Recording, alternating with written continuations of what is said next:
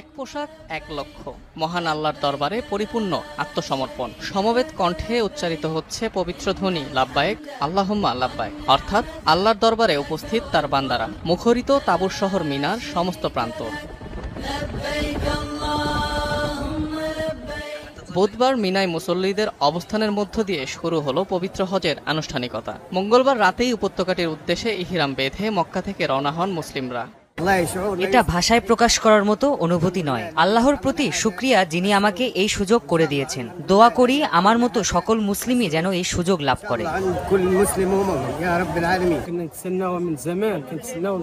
এর সাথে অন্য কিছুর তুলনা হয় না। অনেকদিন যাবৎ এই দিনের জন্য অপেক্ষা করছিলাম।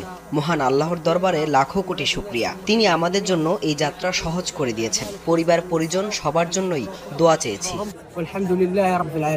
বৃহস্পতিবার সূর্যোদয় পর্যন্ত মিনায় অবস্থান করবেন ধর্মপ্রাণ মুসলিমরা। এর পরের গন্তব্যস্থল পবিত্র আরাফার ময়দান। সেখানে খুতবার মধ্য দিয়ে সম্পন্ন হবে হজের মূল আনুষ্ঠানিকতা। এরপর এক আজানে জোহর এবং আসরের নামাজ আদায় করবেন মুসল্লিরা। তীব্র তাপদাহের কারণে এদিন মুসল্লিদের সকাল 10টা থেকে বিকাল 4টা পর্যন্ত তাঁবু থেকে বের না হওয়ার পরামর্শ সৌদি কর্তৃপক্ষের।